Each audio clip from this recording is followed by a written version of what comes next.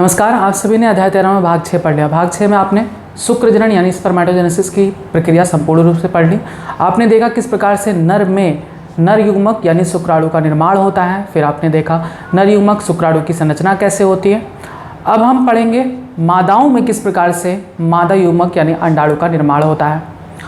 तो निषेचन के लिए यह आवश्यक है कि युग्मक का निर्माण हो, नर में नर युग्मक और मादा में मादा युग्मक। भाग 6 में आपने नर युग्मक का निर्माण देखा। अब भाग 7 में आप मादा युग्मक का निर्माण देखेंगे, किस प्रकार से महिलाओं में मादाओं में मादा युग्मक यानी अंडाणु का निर्माण होता है।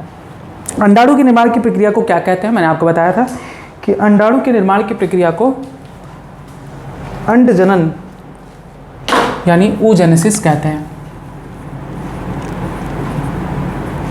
अंडजनन यानी oogenesis। और आपको ये भी बताया कि मादा युग्मक यानी अंडाणु का निर्माण कहाँ होता है, अंडाशय में। यहाँ हमने एक अपूर्ण अंडाशय की संरचना बनाया हूँ। ये अभी अपूर्ण है, इसको काट के दिखाया गया है। अंदर किस प्रकार से अंडाणु का निर्माण होता है यही आपको पढ़ना है। इससे पहले भी ये फिगर बनाए थे तो वहाँ पर कंप्लीट बना दिए थे। यहाँ पर आपको स्टेप वाइज दिखाया जाएगा कि किस प्रकार से एक एक स्टेप से अंडाणु का निर्माण होता है। तो अंडाणु के निर्माण की प्रक्रिया को क्या कहते हैं, अंडजनन यानी oogenesis। परिपक्व को मादा युग्मक यानी अंडाणु का निर्माण की प्रक्रिया अंडजनन कहलाता है। और अंडजनन की प्रक्रिया नर में होने वाले शुक्र जनन से काफ़ी डिफरेंट होता है, क्योंकि शुक्र जनन की शुरुआत नर में यौवनावस्था के बाद शुरू होती है, लेकिन मादाओं में अंडजनन की प्रक्रिया शुरू हो जाती है भ्रूणीय परिवर्धन के ही दौरान। यानी जब मादा अपने माता के गर्भ में पल रही होती है और तभी उसके अंडाशय में अंडजनन की प्रक्रिया शुरू हो जाती है, लेकिन वहाँ पर अपूर्ण होती है। पूर्ण प्रक्रिया होती है यौवनारंभ के बाद। बात को समझिएगा, यहाँ पर थोड़ी सी कन्फ्यूज़न क्रिएट करता है कि ये क्या है भ्रूणीय परिवर्धन। तो जब शिशु गर्भ में पल रहा होता है, अपने माता के गर्भ में पल रहा होता है, तब उसे हम कहते हैं भ्रूणीय परिवर्धन अवस्था में। तो मनुष्य में जो भी मादाएं हैं वो अपनी माता के गर्भ में पल रही होती हैं, यानी जन्म से पहले ही उनके अंडाशय में अंडजनन की प्रक्रिया शुरू हो जाती है। लेकिन आधी प्रक्रिया वहाँ होती है और उसके बाद आधी प्रक्रिया जब वे मादाएं बड़ी हो जाती हैं, 11 साल के बाद, 13 साल के बाद, 12 साल के बाद, जब यौवनारंभ शुरू होता है, तब उनमें अंडजनन की प्रक्रिया पूर्ण होती है। बस यही समझना है। यानी अंडजनन क्या है, मादा युग्मक अंडाणु के निर्माण की प्रक्रिया अंडजनन कहलाता है। अंडजनन की शुरुआत भ्रूणीय परिवर्धन के दौरान ही शुरू हो जाती है, जब कई मिलियन मात्र युग्मक कोशिकाएं, कई मिलियन मात्र युग्मक कोशिकाएं जिन्हें हम अंडजननी oogonia कहते हैं का निर्माण हो जाता है। यहाँ पर कुछ बातें याद रखिए कि अंडजनन किसे कहते हैं। तो परिपक्व मादा युग्मक यानी अंडाणु का निर्माण अंडजनन कहलाता है।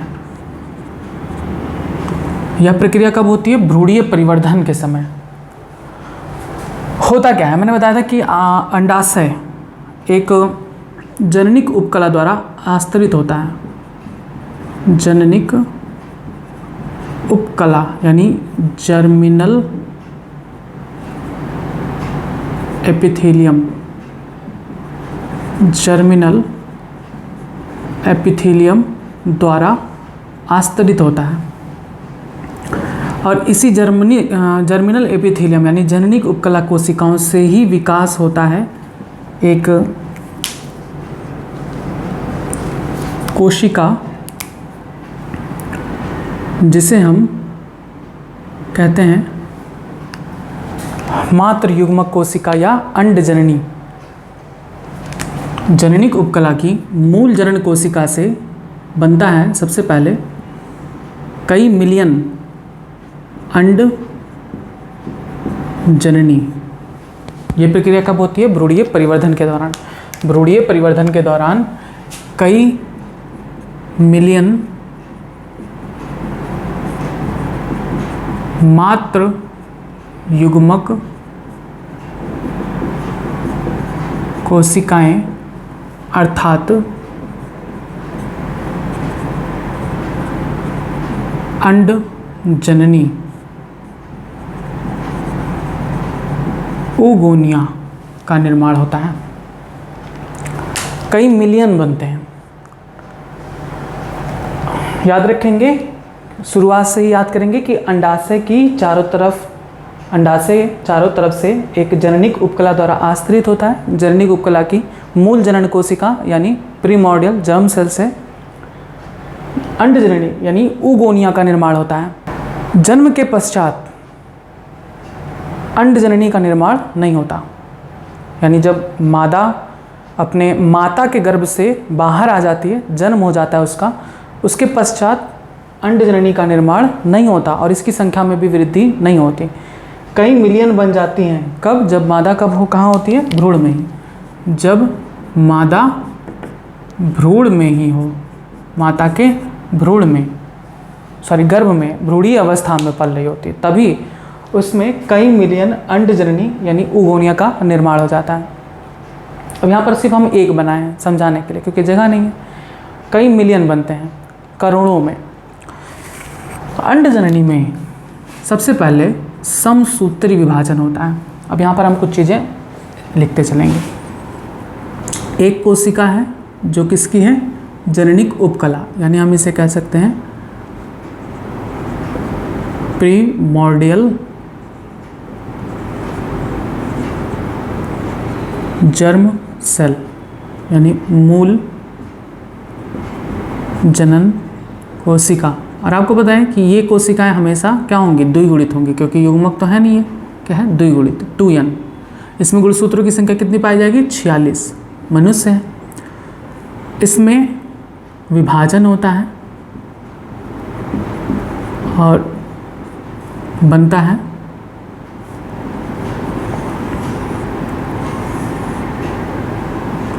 टूयन अंडजननी यानी oogonia। अब मैंने बताया कि अंडजननी में समसूत्री विभाजन होता है। हम एक को छोड़ देंगे, एक को देखेंगे। इसमें समसूत्री विभाजन होता है और क्या बनता है? प्राथमिक अंडक यानी प्राइमरी oocyte, प्राथमिक अंडक का निर्माण होता है। लेकिन यहाँ पर जो प्राथमिक अंडक बनता है उसमें मियोसिस यानी अर्धसूत्री विभाजन शुरू तो होता है, लेकिन अर्धसूत्री विभाजन फर्स्ट के पूर्वावस्था यानी प्रोफेज फर्स्ट में अवरुद्ध हो जाता है।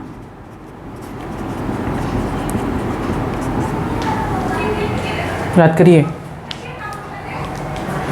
जननिक उपकला की मूल जनन कोशिका से समसूत्री विभाजन द्वारा अंडजननी का निर्माण होता है।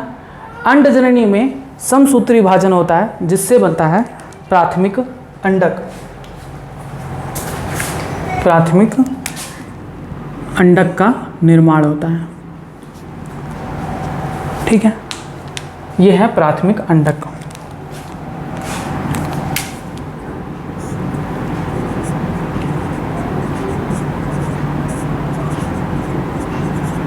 प्राथमिक अंडक में अर्धसूत्री विभाजन प्रथम यानी मियोसिस फर्स्ट शुरू तो हो जाता है लेकिन पूरा नहीं होता। याद रखेंगे, अर्धसूत्री प्रथम विभाजन शुरू हो जाता है लेकिन पूरा नहीं होता, इसलिए अभी सिंगल ही है। अगर विभाजन पूरा हो जाता तो दो कोशिका बन जाती ना, लेकिन ऐसा नहीं होता। प्राथमिक अंडक में अर्धसूत्री विभाजन प्रथम शुरू हो जाता है लेकिन पूर्वावस्था फर्स्ट में आकर अवरुद्ध हो जाता है, रुक जाता है, पूर्ण नहीं हो पाता, इसलिए एक कोशिका दो कोशिका में विभक्त नहीं हो पाती। अभी इसे हम क्या कहेंगे, प्राथमिक अंडक ही कहेंगे। अब क्या होता है, प्राथमिक अंडक के चारों तरफ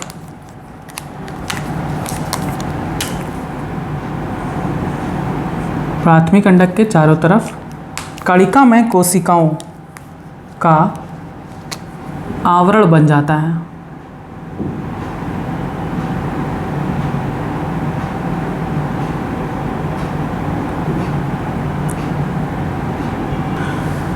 यानी प्राथमिक अंडक जो था उसके चारों तरफ कोशिकाओं का एक आवरण बन जाता है। अब हम इसे क्या कहेंगे, प्राथमिक पुटक। अब इसे हम कहते हैं प्राथमिक पुटक कहिए या पुटिका कहिए, कोई प्रॉब्लम नहीं है। प्राइमरी फॉलिकल, ठीक है। प्राथमिक अंडक के चारों तरफ कणिकामय कोशिकाओं, यानी जिसे हम इंग्लिश में ग्रैनुलोसा सेल कहते हैं, प्राथमिक अंडक के चारों तरफ कणिकामय कोशिकाओं यानी ग्रैनुलोसा सेल्स की आवृत इसे चारों तरफ से घेर लेती है।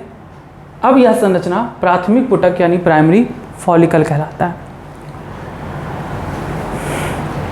अब देखिए यहाँ पर थोड़ा बात समझिएगा, कई मिलियन अंडजननी बना था, कई मिलियन, लेकिन इन कई मिलियन अंडजननी से कई मिलियन प्राथमिक पुटक तो बनता है, लेकिन जन्म से लेकर यौनारंभ तक, यानी जन्म से 11 साल, 12 साल, 13 साल की उम्र तक इनकी संख्या में कमी आ जाती है। अब वो प्रक्रिया क्या है उसके बारे में कहीं उल्लेख नहीं है, लेकिन ये कहा जाता है कि एक प्रक्रिया द्वारा इन पुटकों की भारी मात्रा में जन्म से यौनारंभ तक ह्रास हो जाता है, और इस कारण से यौनारंभ के समय यानी जब 11, 12, 13 साल की एज हो जाती है, तब प्रत्येक अंडाशय में केवल 60,000 से 80,000 प्राथमिक पुटक शेष बचते हैं।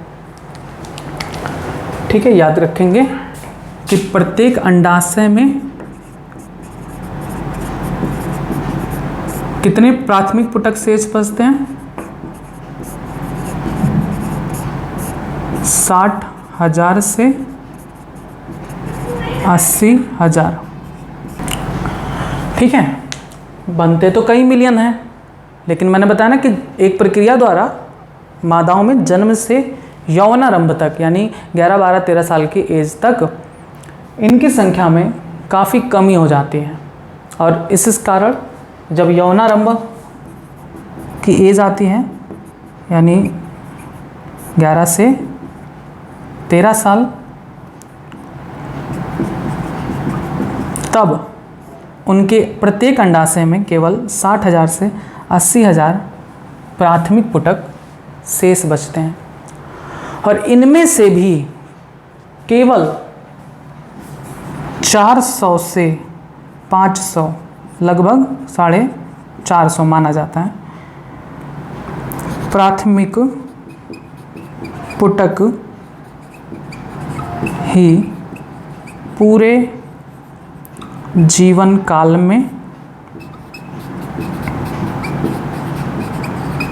परिपक्व होते हैं। प्रत्येक मासिक चक्र के दौरान यही प्राथमिक पुटक परिपक्व होते हैं। प्राथमिक पुटक से द्वितीयक पुटक, द्वितीयक से तृतीयक, फिर ग्राफियन पुटक, और फिर वो फट जाता है, अंडाणु बाहर आता है हर महीने। आप अगर कैलकुलेट करेंगे तब भी यही आएगा। अगर आप मानते हैं कि किसी भी मादा का उम्र 60 साल मैक्सिमम हो सकता है, तो 60 में से अगर आप 11 साल निकाल दो तो लगभग आपका 49 ईयर्स बचेगा, 49 साल। अब इस 49 साल में कितने महीने होंगे, गुणा कर लीजिए, तो कितने महीने होंगे, लगभग 50 मान लेते हैं, 500 से 520 के अराउंड। अब एग्जैक्ट आप जोड़िएगा तो आ जाएगा 500 से 520 के अराउंड। तो हर महीने एक ही अंडाणु उत्सर्जित होता है। तो यहाँ पर भी वही बताया गया है कि 400 से 500 प्राथमिक पुटक ही पूरे जीवन काल में परिपक्व होते हैं। ठीक है,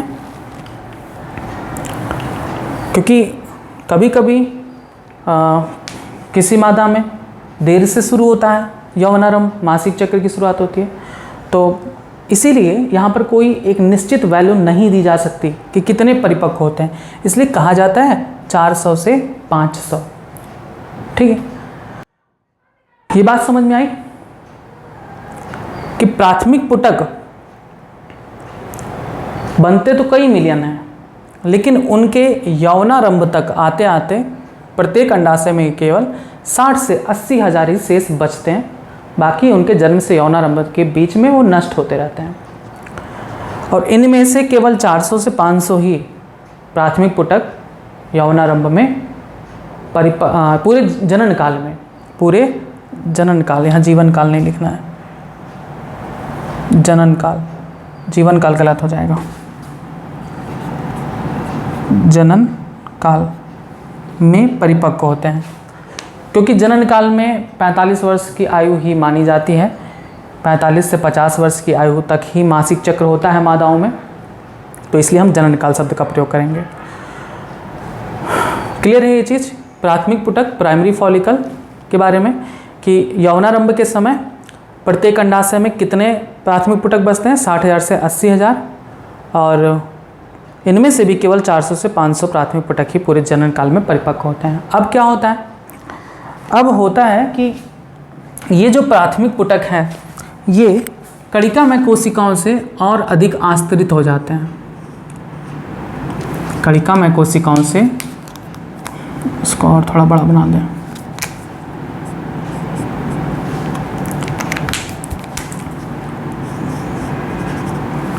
और अधिक कणिकामय कोशिकाओं से आवृत हो जाते हैं। ये एक आवरण तो पहले से ही था, अब इस पर और आवरण आ जाता है।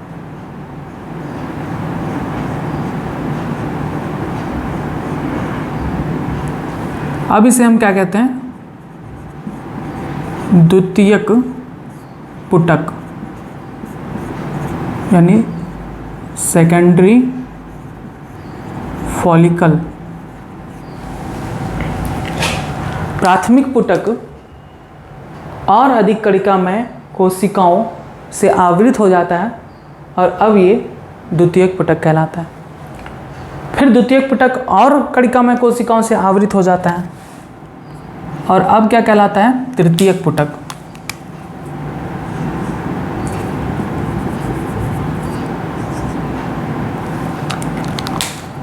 ये प्राथमिक अंडक ही है, देखिए प्राथमिक अंडक,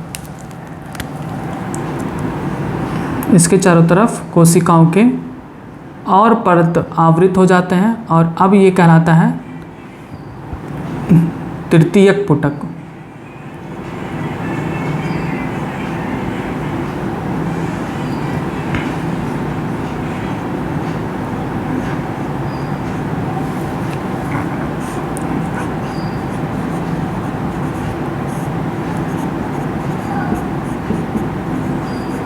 टर्शियरी फॉलिकल, टर्शियरी फॉलिकल। अब यहाँ पर कुछ चेंजेस होते हैं। तृतीयक पुटक जो होता है, इस तृतीयक पुटक में क्या है, अंदर यहाँ पर थोड़ा और चेंजेस करना पड़ेगा।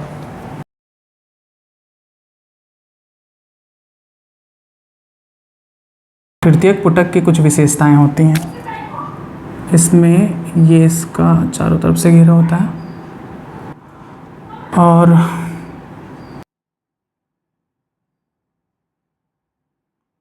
ये कोशिकाओं का आवरण है और साथ में इसमें तरल भर जाता है जिसे हम एंट्रम कहते हैं। तो ये तृतीयक पुटक यानी टर्शियरी फॉलिकल का एक कैरेक्टरिस्टिक है। पहचान कैसे करेंगे आप कि ये टर्शियरी फॉलिकल है, इसमें एक तरल से भरी गुहा पाई जाती है जिसे वहाँ पर एंट्रम कहते हैं।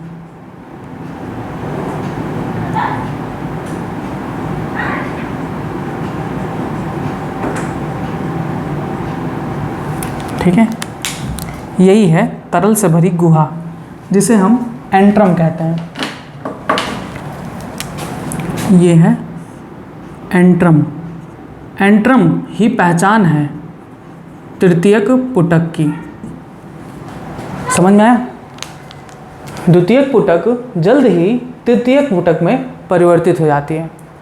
तृतीयक पुटक के मध्य में एक तरल से भरी गुहा पाई जाती है जिसे एंट्रम कहते हैं, और इसकी जो बाहर की आवरण होती है जिसे हम थीका लेयर कहते हैं, वो बाहरी बाह्य अपरावरक या एक्सटर्नल थीका और अंदर की परत इंटरनल थीका कहलाती है। अभी यहाँ पर हम वो परत बना नहीं पाएंगे क्योंकि अभी कन्फ्यूजन होगा, वो आप सिर्फ याद कर लीजिएगा। एंट्रम की उपस्थिति किसकी विशेषता है? तृतीयक पुटक की। तो यहाँ पर क्वेश्चन पूछा जा सकता है कि बताइए एंट्रम किसकी विशेषता होती है, तृतीयक पुटक की या ग्राफियन पुटक की? तो बहुत लोग गलती कर देते हैं, ग्राफियन पुटक लगा देते हैं, लेकिन नहीं, एंट्रम किसकी विशेषता है? तृतीयक पुटक की, क्योंकि तृतीयक पुटक के बीच में पाया जाता है एंट्रम। हालांकि एंट्रम इसके आगे फिर पाया जाएगा अलग अलग फेजेस में, लेकिन सबसे पहले किस में पाया जाता है? तृतीयक पुटक में। क्लियर? अब क्या होता है, मैंने बताया कि तृतीयक पुटक के भीतर ये जो रेड कलर से हम बना रहे हैं अभी क्या है? ये प्राथमिक अंडक ही हैं। देखिए प्राथमिक अंडक अभी बताए थे कि यही प्राथमिक अंडक हैं जिनके चारों तरफ कोशिकाओं का आवरण बन जाता है, तब उसे हम प्राथमिक पुटक कहते हैं। और आवरण बन जाता है तब इसे हम द्वितीयक पुटक कहते हैं। और आवरण बन जाता है और इसमें एंट्रम बन जाता है तब इसे हम द्वितीयक पुटक कहते हैं। ये क्या है? प्राथमिक अंडक, प्राइमरी oocyte।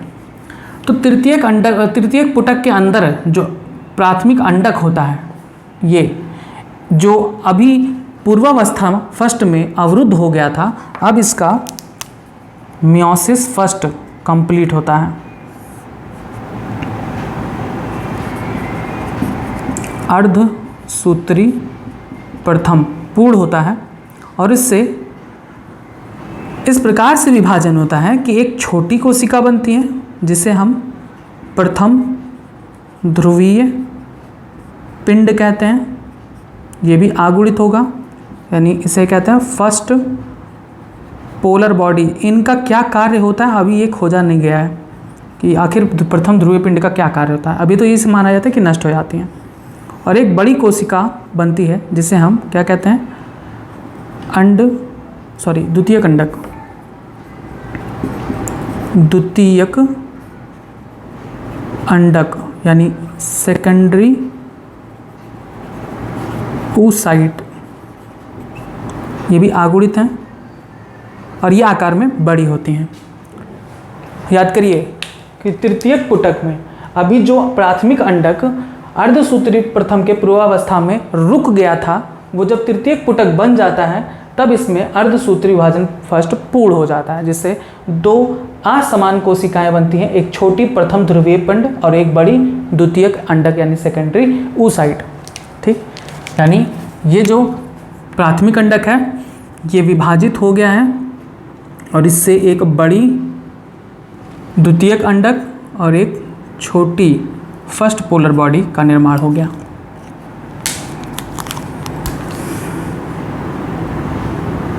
सॉरी। और अब क्या होता है कि ये जो द्वितीयक अंडक है, ये द्वितीयक अंडक में अर्धसूत्री विभाजन द्वितीय शुरू तो होती है पर मध्यावस्था में आकर अवरुद्ध हो जाती है। मध्यावस्था में अवरुद्ध हो जाती है, यानी फिर ये पूर्ण नहीं होगा। अर्धसूत्री विभाजन सेकंड तो शुरू हो जाता है द्वितीय कंडक में, लेकिन पूर्ण विभाजन नहीं होता, मध्यावस्था में आकर रुक जाता है। ये सब क्वेश्चन पूछे जाएंगे, ठीक है। अभी हम इसको फर्स्ट पोलर को अवॉइड करेंगे, हटा देंगे, ठीक। ये क्या कहलाता है? द्वितीयक अंडक कहलाएगा, द्वितीयक अंडक। अब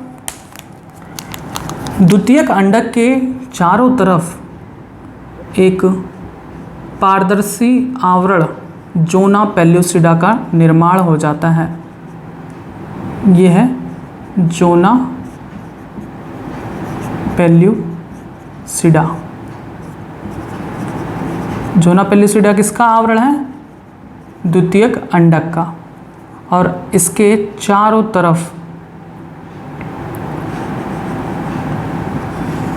ग्रेनुलोसा कोशिकाएं पाई जाती हैं। और ये अब क्या कहलाता है? ये अब कहलाता है परिपक्व पुटक या ग्राफियन पुटक।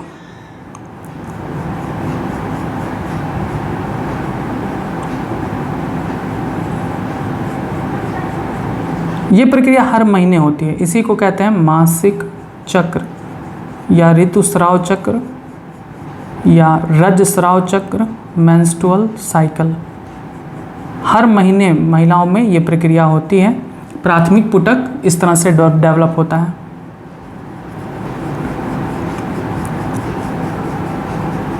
और हर 28 दिन पर एक अंड कोशिका उत्सर्जित होती है।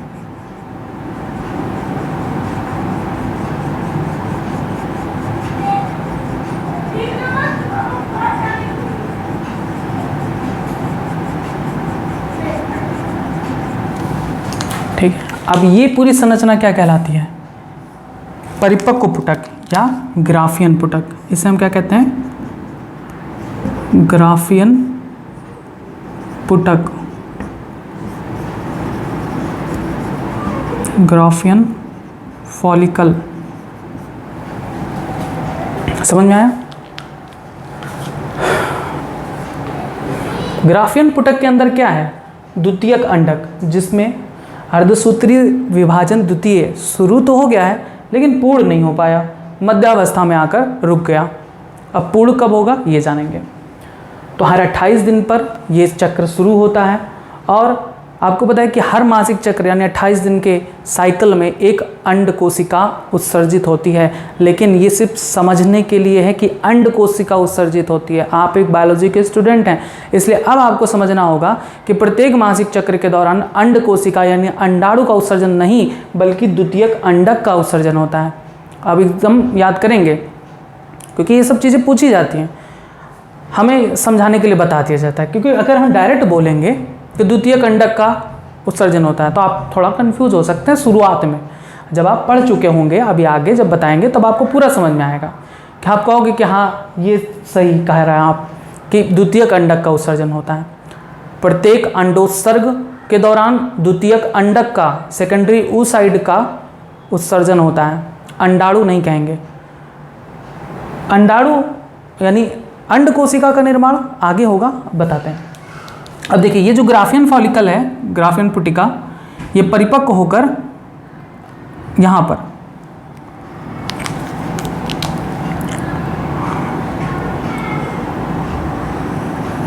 अंडाशय की सतह पर आकर फट जाती हैं। यही है, धीरे धीरे आगे बढ़ेंगी और सतह पर आकर फट जाती हैं। यही तो बनाया था मैंने आपको कोशिका, इससे पहले अंडाशय के बारे में थोड़ी बहुत जानकारी दी थी।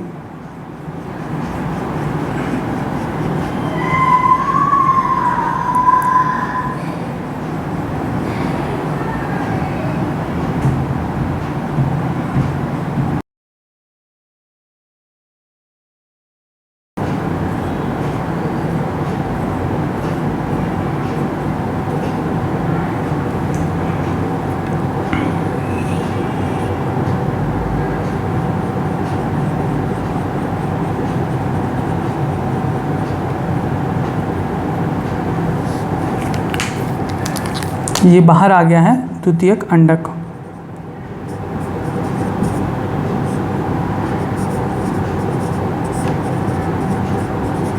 Secondary oocyte।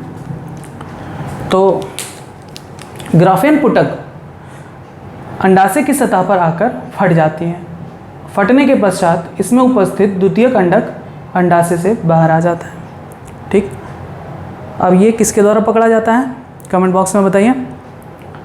और वहाँ से वो यानी फैलोपियन नलिका के झालर के द्वारा यानी फिम्बरी के द्वारा ये पकड़ा जाता है और झालर से फिर ये कीपक में जाता है, कीपक से तुम्बिका और तुम्बिका से संकीर्ण पथ के मध्य में यानी तुम्बिका और संकीर्ण पथ के मध्य में रुक जाता है।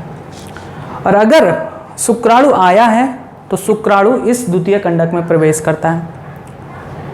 चलिए इसको भी थोड़ा सा आपको बता दें।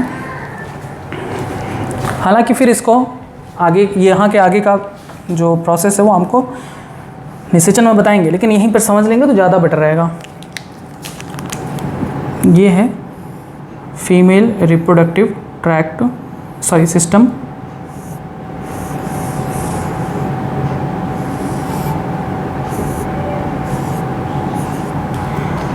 यही है अंडाशय। यहाँ पर थोड़ा सा और क्लियर कर दें।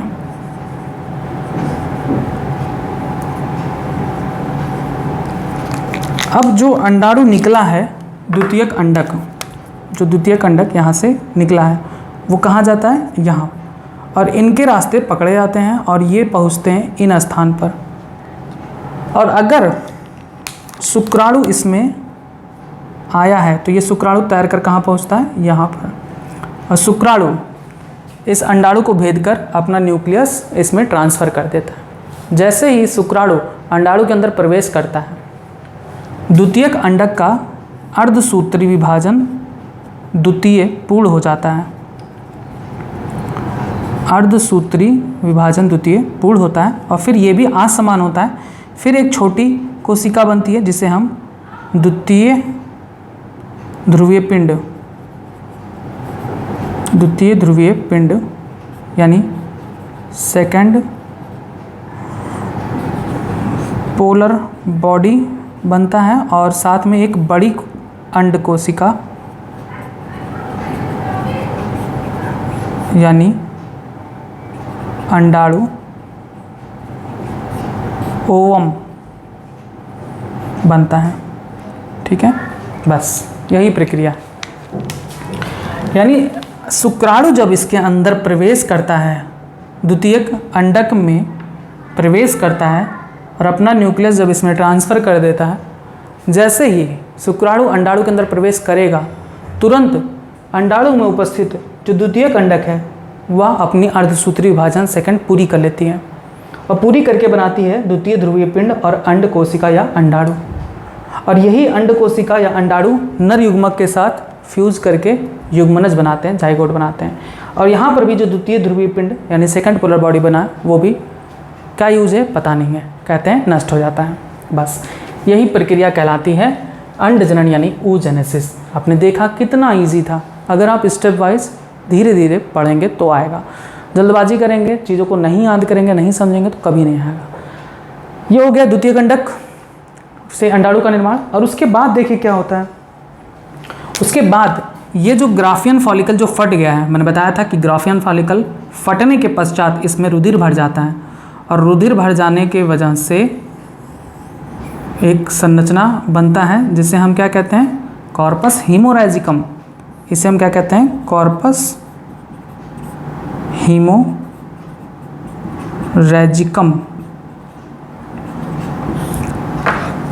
कॉर्पस हीमोरैजिकम में जो ब्लड उपस्थित होता है उसमें ये जो पुटिका कोशिकाएं होती हैं ये भी जम जाती हैं उसी में और एक ग्रंथिल ग्लैंडुलर स्ट्रक्चर बनाती हैं। वो क्या कहलाता है? Corpus luteum. और फिर degenerating corpus luteum is called corpus albicans. और कॉर्पस ल्यूटियम जो बनता है थोड़े समय के लिए वो एक अंतःस्रावी ग्रंथि की तरह कार्य करता है। उससे निकलता है प्रोजेस्टेरॉन और एस्ट्रोजन।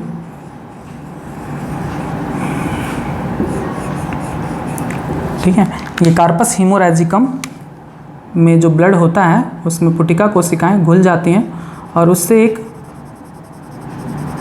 ग्रंथिल संरचना बनता है जिसे हम क्या कहते हैं? Corpus luteum. Corpus luteum. और एक कॉर्पस ल्यूटियम क्या है? एक अंतःस्रावी ग्रंथि की तरह कार्य करता है। कुछ समय के लिए यह हार्मोन का स्राव करता है, प्रोजेस्टेरॉन, एस्ट्रोजन, ये सब हेल्प करती हैं अंडाशय के परिपक्वन में और भी सारी चीज़ें रेगुलेट करने में। और उसके बाद कार्पस ल्यूटियम भी धीरे धीरे कुछ समय पश्चात नष्ट हो जाती हैं और अब ये क्या कहलाती हैं? Corpus albicans. Corpus albicans. बस यही तो संरचना आपको बना के दिखाए थे अंडाशय में, कॉर्पस एल्बिकेंस। और अगर आप जल्दबाजी ना करते हुए पढ़ें और अगर सारी संरचनाएं याद करते चलें तो प्रोसेस समझने में ज़्यादा समय नहीं लगता। हमें स्टेप को ही तो ध्यान रखना है कि कौन से बाद कौन सा स्टेप आता है। चलिए, यही था अंडजननी यानी oogenesis की प्रक्रिया। अब ये तो हम आपको ऐसे बता दिए, अब हम फिर से इसको बताते हैं जिससे आपके भेजे में घुसे। देखिए, अंडजनन का मतलब क्या होता है? oogenesis का मतलब होता है परिपक्व मादा युग्मक का निर्माण। याद करेंगे सबसे पहले कि अंडजनन का मतलब क्या होता है? परिपक्व मादा युग्मक यानी अंडाणु का निर्माण की प्रक्रिया अंडजनन कहलाती है। अंडजनन की प्रक्रिया कहाँ होती है? अंडाशय में, ठीक है, अंडाशय में होती है। अब मैंने पहले भी याद कराया था, फिर से याद कर लीजिए। अंडाशय के अंदर चारों तरफ एक कोशिकीय अस्तर होता है जिसे हम जननिक उपकला कहते हैं।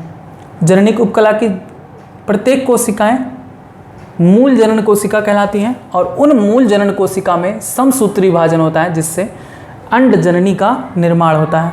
अंडजननी का निर्माण होता है।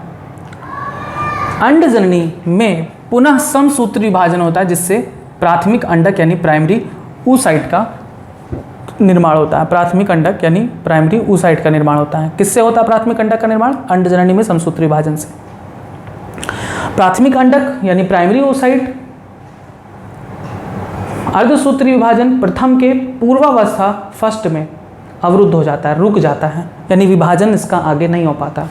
और फिर ये चारों तरफ से कणिकामय कोशिकाओं यानी ग्रैनुलोसा सेल से आवृत हो जाता है। अब ये संरचना प्राथमिक पुटक कहलाती है।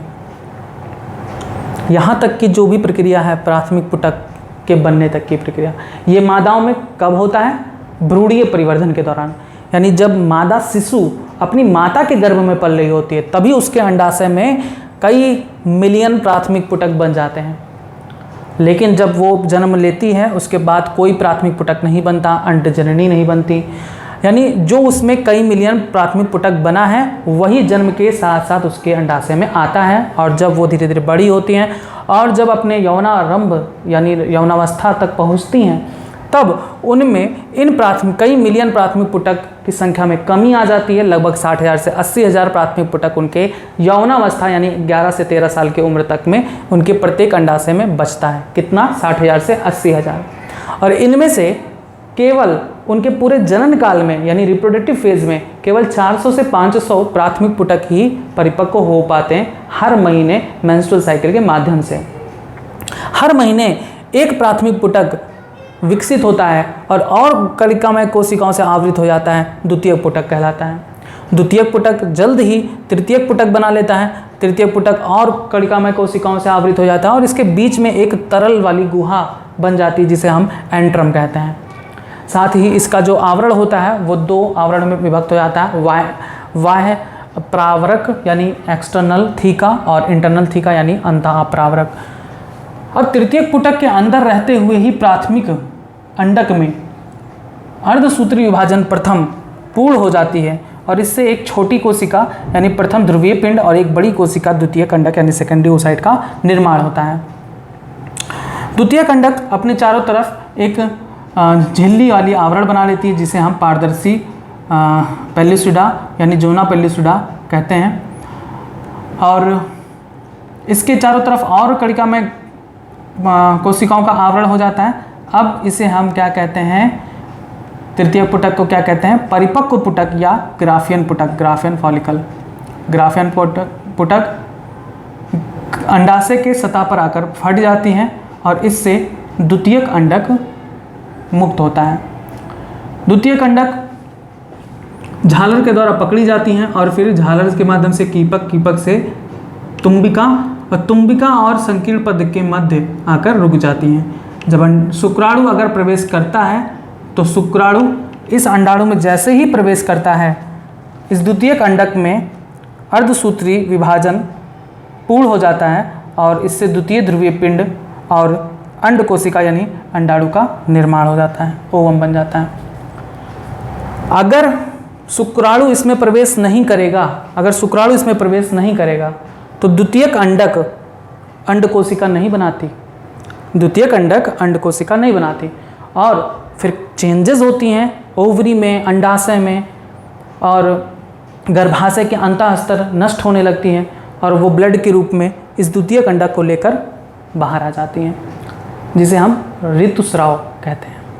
बस यही प्रक्रिया कहलाती है अंडजननी। अब आप इसको नोट कर लें, हेडिंग डालेंगे oogenesis और लिखेंगे परिपक्व मादा युग्मक अर्थात अंडाणु के निर्माण की प्रक्रिया को अंडजनन कहते हैं।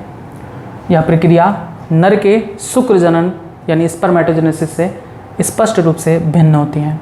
फिर आगे देखेंगे कि अंडजनन की शुरुआत भ्रूणीय परिवर्धन के दौरान ही शुरू हो जाती है, जब कई मिलियन मात्र युग्मक कोशिकाएं अर्थात अंडजननी oogonia का निर्माण प्रत्येक अंडाशय में हो जाता है। फिर आगे लिखेंगे जन्म के पश्चात अंडजननी यानी oogonia का निर्माण नहीं होता और इनकी वृद्धि भी नहीं होती। आगे लिखेंगे कि अंडजननी में समसूत्री विभाजन होता है, जिससे प्राथमिक अंडक यानी प्राइमरी oocyte, प्राथमिक अंडक यानी प्राइमरी oocyte का निर्माण होता है। फिर आगे लिखेंगे कि प्राथमिक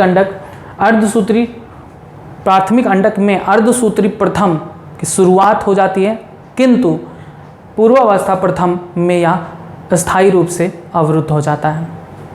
फिर आगे लिखेंगे कि प्राथमिक अंडक चारों ओर कणिकामय कोशिकाओं यानी ग्रैनुलोसा सेल,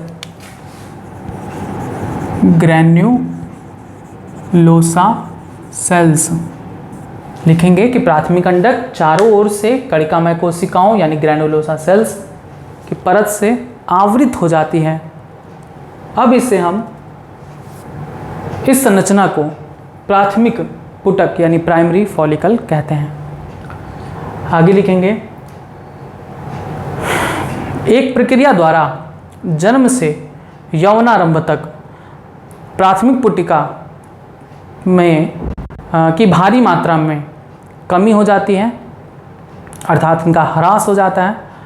इसलिए यौनारंभ के समय प्रत्येक अंडाशय में केवल 60,000 से 80,000 प्राथमिक पुटक शेष बचते हैं और इनमें से भी लगभग 400 से 500 प्राथमिक पुटक ही पूरे जनन काल में परिपक्व होता है।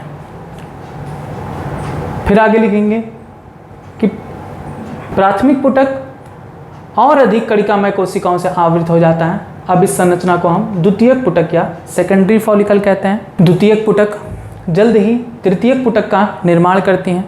तृतीयक पुटक में तरल से भरी एक गुहा एंट्रम पाई जाती है, जो तृतीयक पुटक की एक विशिष्ट लक्षण है। पूछा जा सकता है कि तृतीयक पुटक का विशिष्ट लक्षण बताइए। इसमें उपस्थित तरल गुहा एंट्रम।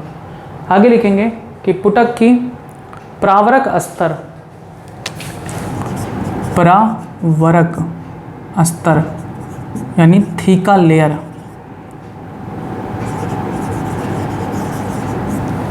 पुटक की प्रावरक स्तर थीका लेयर बाह्य प्रावरक यानी एक्सटर्नल थीका तथा अंतः प्रावरक यानी इंटरनल थीका में विभक्त हो जाती हैं। फिर लिखेंगे कि तृतीयक पुटक के भीतर उपस्थित प्राथमिक अंडक में अर्धसूत्री विभाजन प्रथम पूर्ण होता है। यह विभाजन असमान होता है। इसमें एक छोटी प्रथम ध्रुवीय पिंड तथा एक बड़ी द्वितीयक अंडक यानी सेकेंडरी oocyte का निर्माण होता है, जो कि अगुणित होती हैं। द्वितीयक अंडक में अर्धसूत्री विभाजन द्वितीय शुरू तो हो जाता है, परंतु मध्यावस्था में आकर अवरुद्ध हो जाता है। फिर आगे लिखेंगे कि द्वितीयक अंडक अपने चारों तरफ, अभी ऐसे नहीं लिखेंगे, अभी ये रहने देंगे। द्वितीयक अंडक अपने चारों तरफ, ये अभी लाइन नहीं लिखेंगे। लिखेंगे कि तृतीयक पुटक जल्द ही परिपक्व पुटक यानी ग्राफियन पुटक में परिवर्तित हो जाती है। अब आप लिखेंगे कि ग्राफियन पुटक के अंदर द्वितीयक अंडक के चारों तरफ एक झिल्ली में स्तर का निर्माण हो जाता है, जिसे पारदर्शी जोना पेल्लुसिडा कहते हैं। फिर आगे लिखेंगे ग्राफियन पुटक सतह पर आकर अंडाशय की सतह पर आकर फट जाता है, जिससे द्वितीयक अंडक अंडाशय से बाहर आ जाता है। इस प्रक्रिया को अंडोत्सर्ग यानी ओव्यूलेशन कहते हैं। द्वितीयक अंडक झालर के सहायता से फैलोपियन नलिका में पहुंचता है। फैलोपियन नलिका के तुम्बिका संकीर्ण पथ जंक्शन पर पहुंचता है। जब शुक्राणु अंडाणु में प्रवेश करता है उसी दौरान द्वितीयक अंडक में अर्धसूत्री विभाजन द्वितीय पूर्ण होता है, जिससे एक छोटी द्वितीय ध्रुवीय पिंड तथा एक बड़ी अंड कोशिका या अंडाणु यानी ओवम का निर्माण होता है।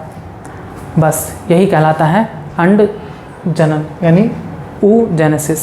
आगे आप ये बात लिख सकते हैं कि प्रत्येक मासिक चक्र के दौरान एक प्राथमिक पुटक विकसित होकर ग्राफियन पुटक बनाती हैं और ग्राफियन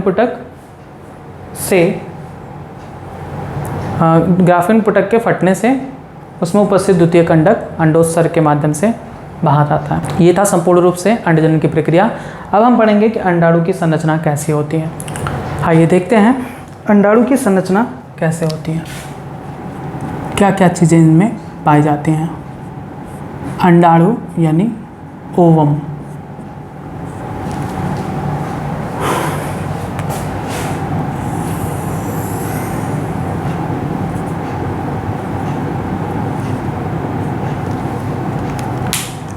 अंडाणु के भीतर एक बड़ा केंद्रक पाया जाता है।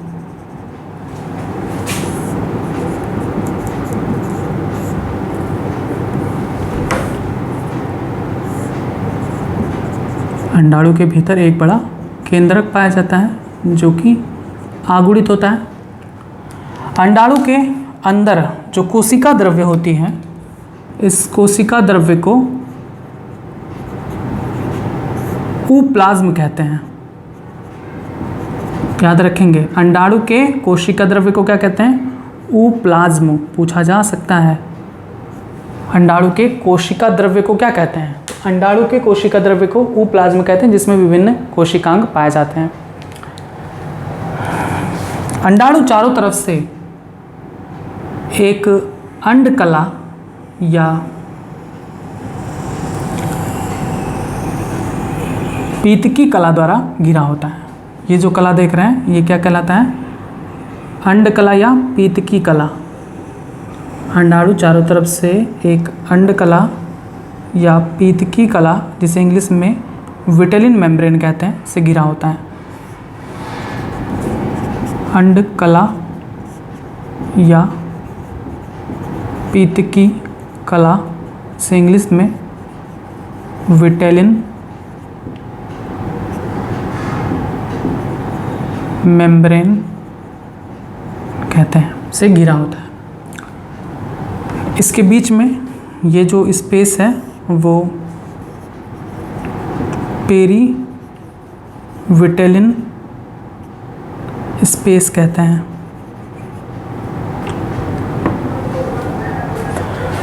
अंडकला या पीतकी कला के चारों तरफ एक और आवरण होता है जो कि आकोशिकीय पारदर्शी होता है। याद रखेंगे कि अंडकला या पीतकी कला के चारों ओर एक अन्य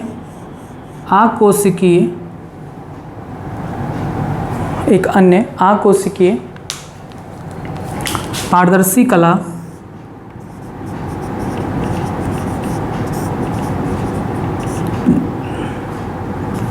आकोशिकीय, ये भी याद रखेंगे कैसी होती है? आकोशिकीय यानी कोशिका नहीं होता, ये नॉन सेलुलर प्रोटीन होते हैं, सिर्फ नॉन सेलुलर होता है, जिसे हम क्या कहते हैं? जोना पेल्यूसिडा पाया जाता है। इसे हिंदी में पारदर्शी अंडावरण कहते हैं, जोना पेल्यूसिडा। याद करिए कि अंडकला, ऐसे याद करेंगे कि अंडाणु के अंदर एक बड़ा केंद्रक पाया जाता है। इसके कोशिका द्रव्य को ऊप्लाज्म कहते हैं। अंडाणु चारों तरफ से एक आवरण द्वारा घिरा होता है, जिसे हम अंडकला या पीतकी कला या विटेलिन मेम्ब्रेन कहते हैं। अंडकला के चारों तरफ एक अन्य आकोशिकीय नॉन सेलुलर पारदर्शी कला जोना पेल्यूसिडा पाई जाती हैं। और इसके भी बाहर एक और कोशिका की परत पाई जाती है, जिसे हम कोरोना रेडिएटा कहते हैं।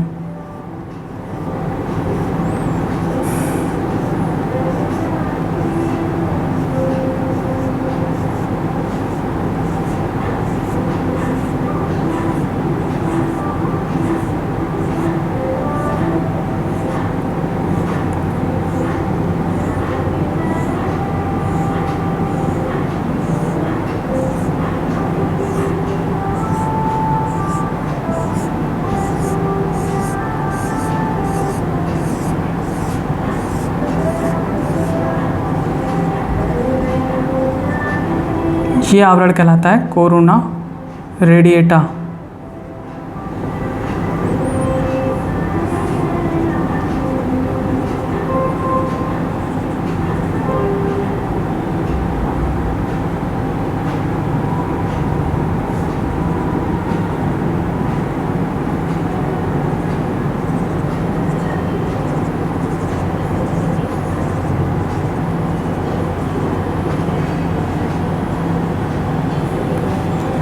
ये स्तर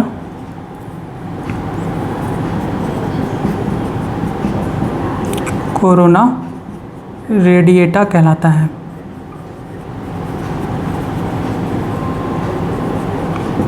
बस यहाँ पर जो शुक्राणु आता है, मैंने बताया था कि शुक्राणु के अग्रभाग पर एक टोपी नुमा संरचना होता है जो गालजिकाय से मिलकर बना होता है, उसे क्या कहते हैं? अग्रपिंडक यानी एक्रोसोम। और उस एक्रोसोम में एक एंजाइम पाया जाता है जिसे हम क्या कहते हैं? हाइल्यूरोनिडेज। हाइल्यूरोनिडेज एंजाइम जो होता है वो इन्हीं परतों को गलाकर अंदर प्रवेश कराने में सहायता करता है। कोरोना रेडिएटा, जोना पेल्लुसिडा, इन सभी को गलाकर अंदर प्रवेश कराने में शुक्राणु को हेल्प करता है। बस ये था अंडाणु के बारे में, ओवम के बारे में, कि अंडाणु मानव में मादा युग्मक हैं और अंडाणु एक गोलाकार आचल संरचना होती है, नॉन मोटाइल, ये चल नहीं सकते। किसके माध्यम से पहुंचती हैं फैलोपियन नलिका में? फिम्बरी के माध्यम से। और उसके अंदर जो गति है वो किसके माध्यम से? पश्माभिका यानी सीलिया के माध्यम से। फैलोपियन नलिका में पश्माभिका यानी सीलिया पाई जाती है जो इनको ढकेल कर आगे पहुंचाती हैं, क्योंकि ये चल सकने में सक्षम नहीं होते, नॉन मोटाइल होते हैं, आंचल होते हैं। यानी मादा युग्मक अंडाणु एक गोलाकार आंचल संरचना है और इसके भीतर एक बड़ा केंद्रक पाया जाता है। इसके कोशिका द्रव्य को ऊप्लाज्म कहते हैं और अंडाणु चारों तरफ से एक कला द्वारा घिरा होता है जिसे हम अंडकला या पीतकी कला यानी विटेलिन मेम्ब्रेन कहते हैं। अंडकला के चारों तरफ एक अन्य आकोशिकीय पारदर्शी कला जोना पेल्लुसिडा पाई जाती है और सबसे बाएं स्तर में कोरोना रेडिएटा पाया जाता है। जोना पेल्लुसिडा का जो ग्राही प्रोटीन होता है, मैंने बताया कि आकोशिकीय है, प्रोटीन से मिलकर बना होता है, तो जो जोना पेल्लुसिडा का ग्राही प्रोटीन होता है वही डिसाइड करता है कि कौन से शुक्राणु का प्रवेश करेंगे, कौन से क्या नहीं करेंगे। यानी जोना पेल्लुसिडा का जो ग्राही प्रोटीन है वह शुक्राणु के ग्राही प्रोटीन के साथ बंध बनाने या ना बनाने का नियंत्रण करती हैं। बस आप हेडिंग डालेंगे अंडाणु, ये संरचना बना लेंगे और लिखेंगे कि मानव में मादा युग्मक अंडाणु यानी ओवम कहलाता है या एक गोलाकार आचल संरचना है जिसके भीतर एक बड़ा केंद्रक पाया जाता है और अंडाणु के कोशिका द्रव्य को ऊप्लाज्म कहते हैं जिसमें अनेक कोशिकांग पाए जाते हैं। अंडाणु चारों तरफ से एक अंडकला या पीतकी कला या विटेलिन मेम्ब्रेन द्वारा घिरा होता है। अंडकला के बाहर एक अन्य आकोशिकीय नॉन सेलुलर पारदर्शी कला ट्रांसपेरेंट मेम्ब्रेन जोना पेल्लुसिडा पाया जाता है और सबसे बाएं स्तर कोरोना रेडिएटा पाया जाता है। आगे लिखेंगे कि जोना पेल्लुसिडा का ग्राही प्रोटीन शुक्राणु के ग्राही प्रोटीन के साथ बंध बनाने या ना बनाने का निर्धारण करती हैं। बस हो गया कंप्लीट आपका अंडजनन भी और अंडाणु की संरचना भी। अब इसके बाद हम पढ़ेंगे निषेचन की प्रक्रिया कि किस प्रकार से अंडाणु और शुक्राणु आपस में मिलते हैं और इससे हम निषेचन कहते हैं और इसके पश्चात युग्मनज का निर्माण होता है, युग्मनज फिर कैसे भ्रूण बनता है, ये सब आगे बताया जाएगा। तब तक कुछ क्वेश्चन हैं जिनके आंसर्स आपको देने हैं। सबसे पहला क्वेश्चन कि मादा में अंडजनन की प्रक्रिया किस अवस्था में शुरू हो जाती है। नेक्स्ट, प्राथमिक अंडक का निर्माण किस कोशिका से होता है। नेक्स्ट, प्राथमिक अंडक के चारों तरफ कणिकामय कोशिकाओं का स्तर आवृत कर लेता है, अब उस संरचना को क्या कहते हैं। फिर नेक्स्ट क्वेश्चन कि जन्म से यौनारंभ यानी यौनारंभ के दौरान ऐसे कहेंगे। नेक्स्ट क्वेश्चन ये रहेगा कि यौनावस्था में प्रत्येक अंडाशय में कितने प्राथमिक पुटक शेष बचते हैं और उनमें से उनके जनन काल में कितने प्राथमिक पुटक परिपक्व हो पाते हैं। नेक्स्ट क्वेश्चन कि तृतीयक पुटक की विशिष्ट लक्षण क्या है। नेक्स्ट, प्राथमिक अंडक में अर्धसूत्री विभाजन किस पुटक में पूरा होता है। नेक्स्ट, ग्राफियन पुटक अंडाशय की सतह पर आकर फट जाता है जिससे द्वितीय अंडक बाहर आता है, इस प्रक्रिया को क्या कहते हैं। बस इतने क्वेश्चंस हैं जिनके आंसर्स आपको बताने हैं। बाकी आगे जो भी टॉपिक होगा उसके लिए आप जुड़े रहें बायोलॉजी निधि चैनल के साथ। धन्यवाद।